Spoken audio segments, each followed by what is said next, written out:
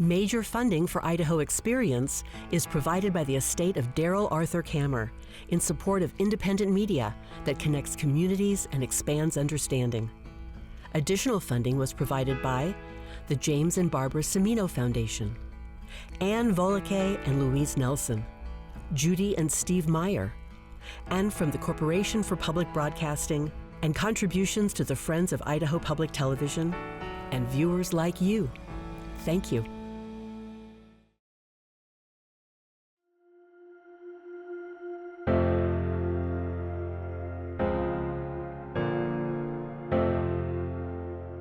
I'm standing here at the Continental Divide, what is known as the Lemhi Pass. Okay, I just got back from Salmon, so the emotions, they're still there. And these past few days have been amazing. Okay, I'm not gonna cry. Behind me is Idaho. In front of me is Montana. These established roads were built over the Indian trails that my people, the Agaidika, the Shoshone people, created to hunt in Montana the mighty buffalo. I'm getting emotional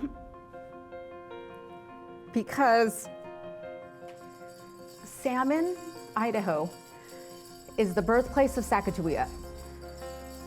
To witness and to be there on the landscape, I can feel her presence.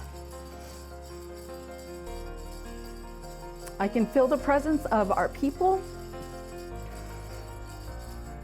We are here at the highest elevation of the Lewis and Clark expedition.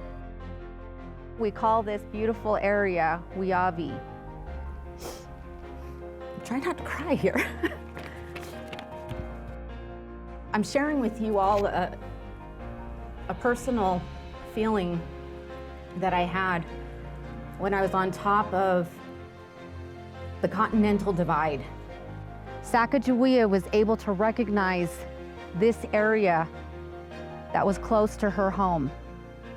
She showed Lewis and Clark and the expedition these Indian trails. I just can't believe it that Sacajawea and her baby in her moccasins climbed up and down sharp rocks. It just makes me feel more close to Sacajawea and her journey and what she did. So I'm here today to share that with all of you.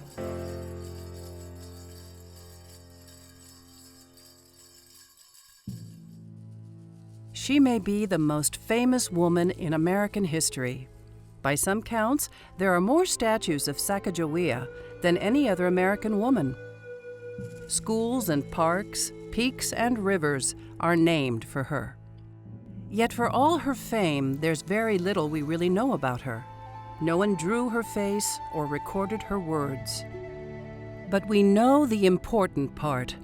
This teenage mother survived incredible hardship to become a witness and interpreter and contributor to one of the most consequential chapters in American history. And I feel that the information that we have about Sacajawea is enough. I think all we need to know is that she's from Idaho, she's Shoshone, and she did the best job that she knew how to at such a young age. And for me to be part of recognizing her and keeping her stories alive, I feel honored, I feel humbled, I feel, that she's with me. When she was only about 14 years old, she had been captured by Indians in Montana, where her people were out hunting buffalo in the 1800s. If you think about it, this is where the birth of this country is. Because if Lewis and Clark never got the horses, they would have never made it to the Pacific Ocean. The Salmon and Lemhi River Valley is critical to the story of Sacajawea. Our guide to her story, as her people know it today, is Randy L. Teton. In our culture, we like to introduce ourselves in our language. So, Zandave, Nananiha Randiel Hitho Teton Nu Shoshone-Bannock. Hello, my name is Randiel Hitho Teton. I am Shoshone-Bannock from Fort Hall, Idaho, and I'm the official Sacajawea model for the U.S. dollar coin. The Salmon River Valley is where Sacajawea was raised, where she connected the Lewis and Clark expedition to her Shoshone relatives, and where she is remembered and celebrated today with a 71-acre park. The Sacajawea Interpretive Center here in Salmon is doing a really good job in making sure that her story, her people's story, is still being shared. But knowing that this valley was once covered with her people, fishing in the waters, that just gives me chills. So the mission of the Sacajawea Interpretive Cultural and Educational Center is to tell the story of Sacajawea, her people, the Agaidika, Shoshone-Bannock, and the Lewis and Clark expedition. One thing we get asked here at the Sacajawea Center is, oh, so she was born right here, right? And we have to say, no, she's from this valley. She was born in this valley. We just represent a space in her people's homelands. And this was a space that was picked out by elders. This is where we're going to have Sacajawea and her people represented. The city of Salmon broke ground on the Sacajawea Center in 2001 to honor Sacajawea and the Agaidika Shoshone history. They wintered here. They were deeply connected, and I know why. It's a magical place. The connection that we get to make to the rest of the world through this center is wonderful. To be able to celebrate her and her people and how things were back then is quite nice. It introduces people to our community and puts forth a wonderful side of us to the outside world. The center grew out of efforts by the George family, descendants of Sacajawea, and was completed during the 200th anniversary of the Lewis and Clark expedition. So I work with the Shoshone-Bannock LCPD department on a lot of projects. They've been really helpful. I also work with some of the Agaidika families who are from here and lived here and grew up here. The George family, the Arrowite family, some of the Tendoi family as well. And they all play, for me, a huge role in helping us tell an accurate story, as well as bringing Indigenous culture and history into Salmon. These would be our summer homes, which we called gani, and basically we would cover them with a lighter skin, such as antelope or deer. But for shading, this was perfect, and our doorways were always faced towards the east. So you have these both facing the east.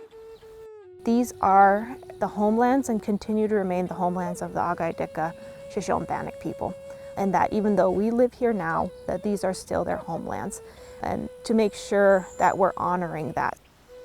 This community doesn't always get to see and doesn't get to interact with that history and that culture that to me makes Salmon what it is. The Agaidika, which means the salmon eaters in the Shoshone language, return to Salmon every year for the Agaidika gathering.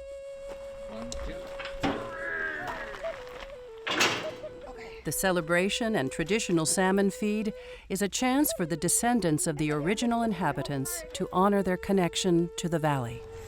Ooh, it's hot. Cooking and serving food and feeding your people is a part of our lifeways. It's a part of our prayer to our future generations. It's a way that we give and we share with one another. And so no matter how much work and effort, it's about the love. And at the end of the day, just as with anybody in the world who does things out of love, it just feels good and it's a blessing. A run walk up Agency Creek to Lemhi Pass recalls the forced removal of their people. The 12-mile trek starts at Tendoi School, named for Sacagawea's nephew. Chief Tendoi was the last leader of the Agaidika in the Lemhi Valley and is buried nearby. What do we know of Sacagawea's life in the valley? Well, let's start with her name. So, Sacagawea's name, it's not Sacagawea, not Sacagawea. She is known to our people as Sacajawea. I wanted to clarify that because throughout the Lewis and Clark journals, her name is misspelled. And when she was taken by the Mandan Hidatsas, they said Sacajawea. So that's where we got Sacajawea. That's the Mandan Hidatsa version when she was enslaved with them. Sacajawea was born near Salmon in the late 1700s, but was taken from her people as a young girl.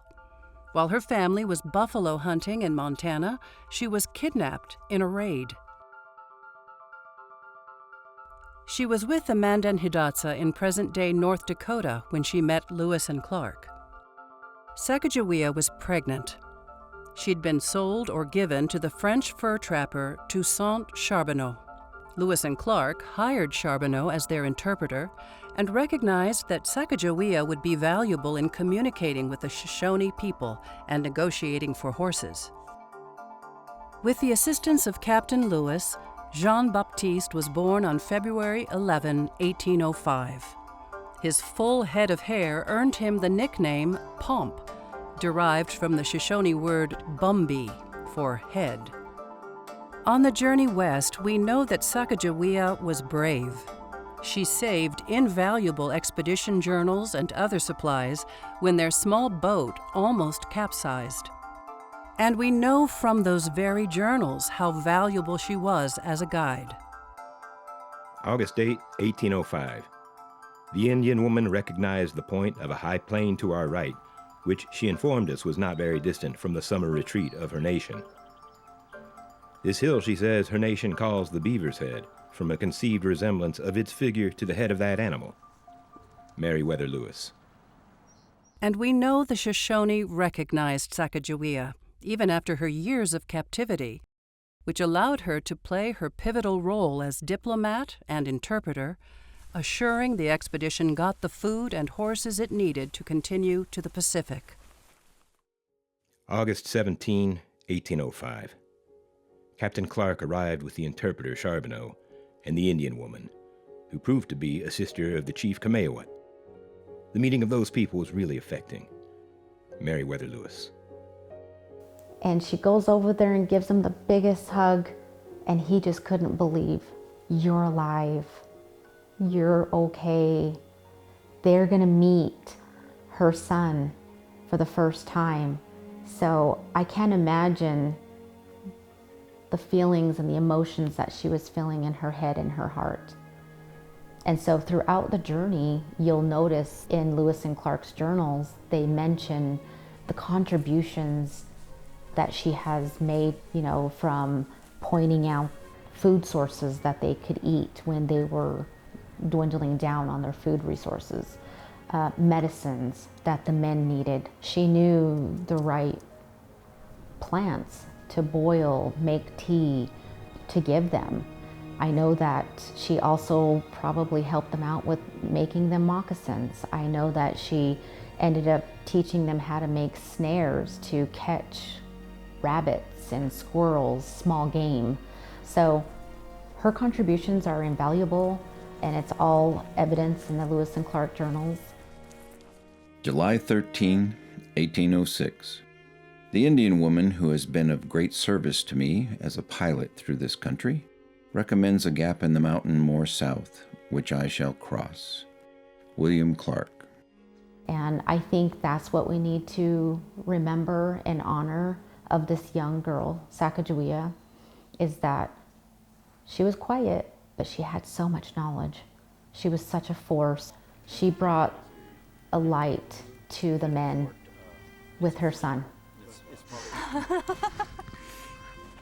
It gave everybody a little bit of a boost every day to witness Jean Baptiste growing up in front of their eyes. There was an unexpected advantage of having Sacajawea and baby Pomp along. October 13, 1805. The wife of Charbonneau, our interpreter, we find reconciles all the Indians as to our friendly intentions. A woman with a party of men is a token of peace. William Clark. Sacajawea and Randy L's life intersected in 1999. Randy L. was going to college in New Mexico when Santa Fe artist Glenna Goodacre was looking for a model as she designed a dollar coin for a competition sponsored by the U.S. Mint.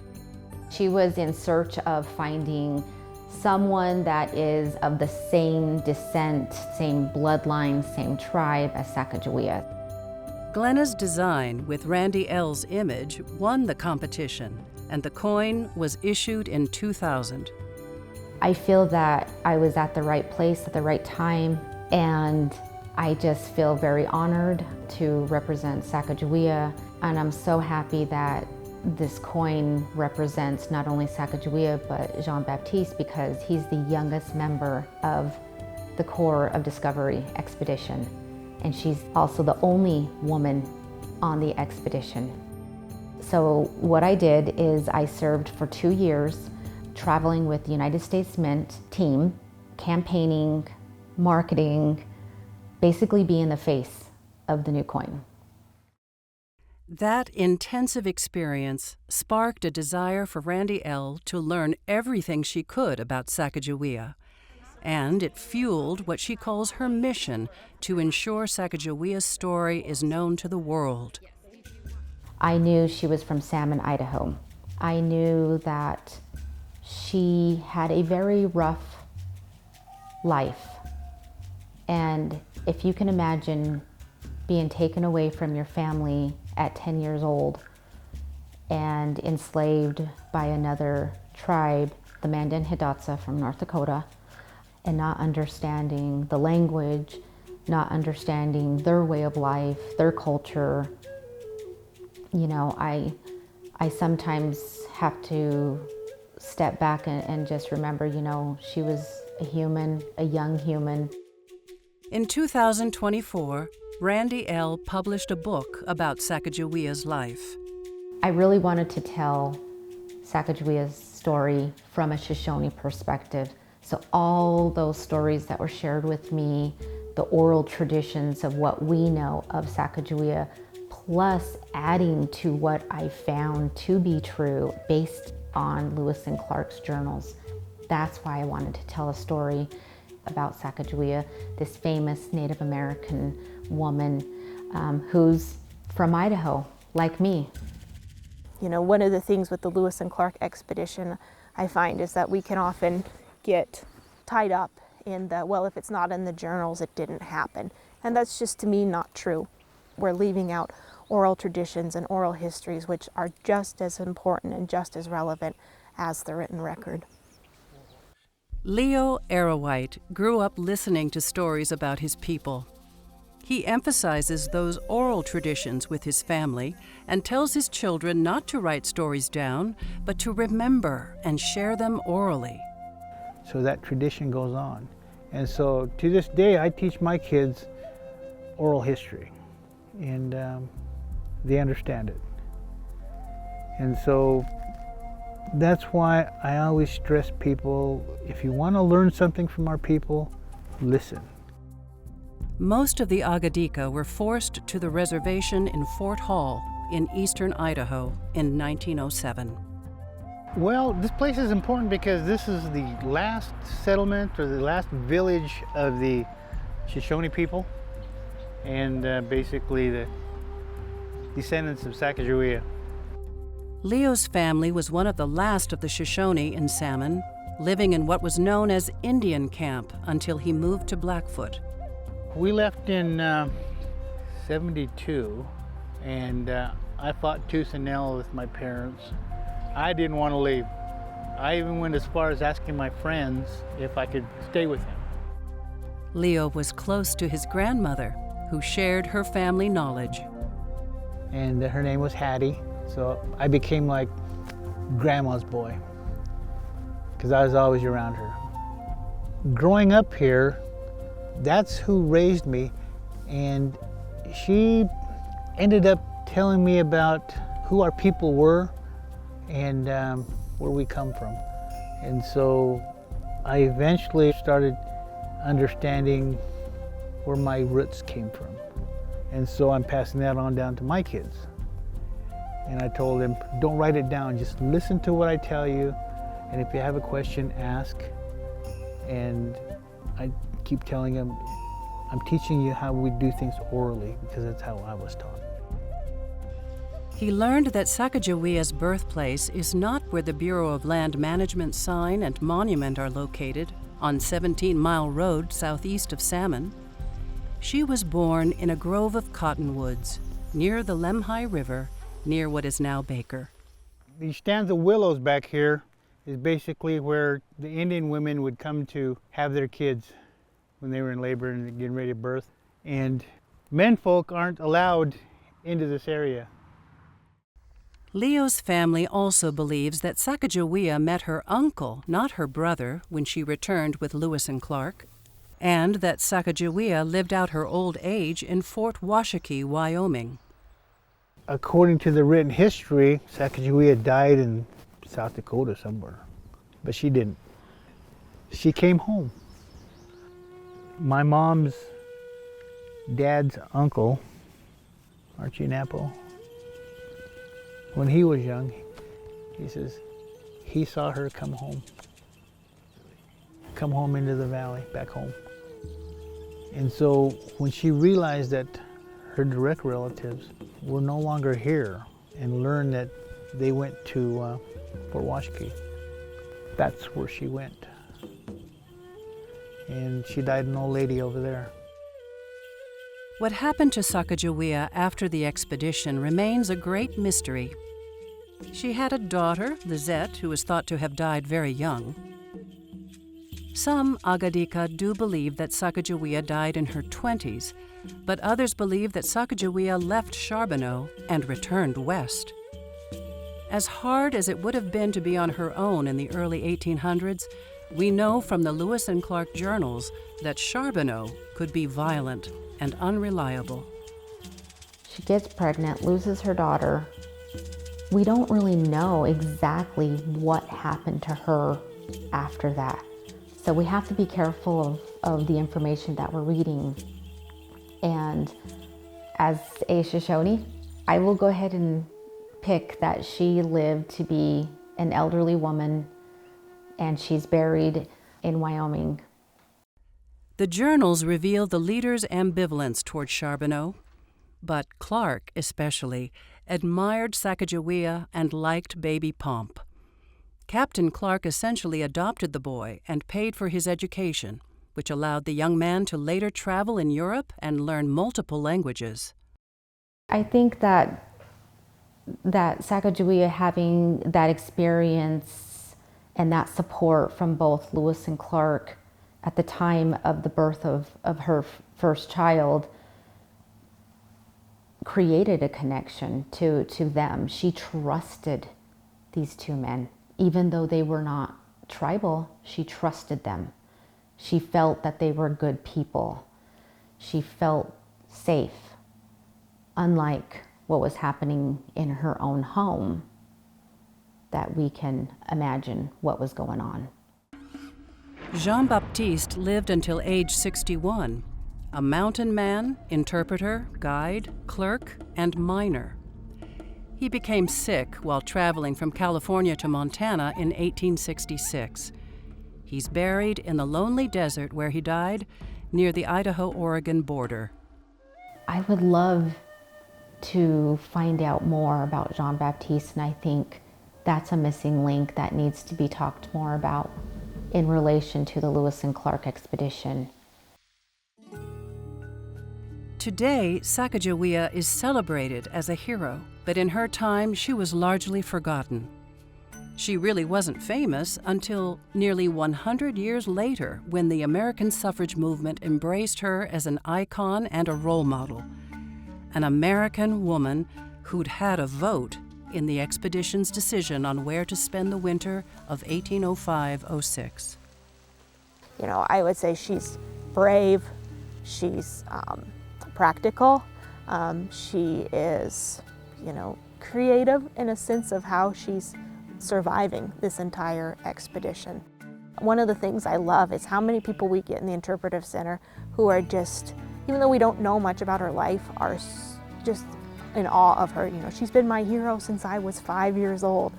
She's just this figure that people can, I think, in a sense, see themselves in.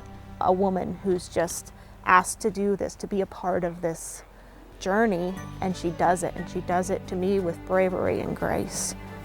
When you look at her contributions that she did in the 1800s, and then nearly 200 years later, you have this beautiful coin in her honor, you know, that is a significant historical move of recognizing not only a female, but a Native American on a United States coin, which is the first in the United States history.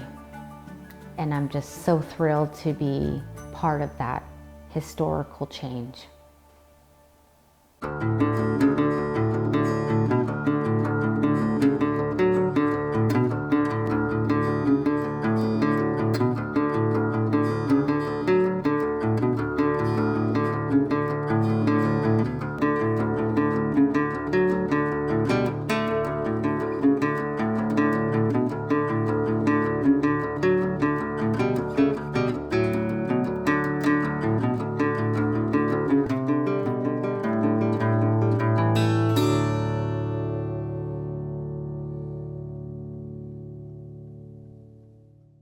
Major funding for Idaho Experience is provided by the estate of Darrell Arthur Kammer in support of independent media that connects communities and expands understanding.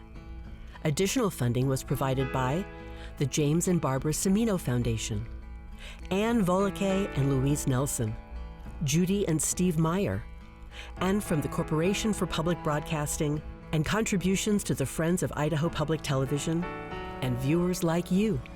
Thank you.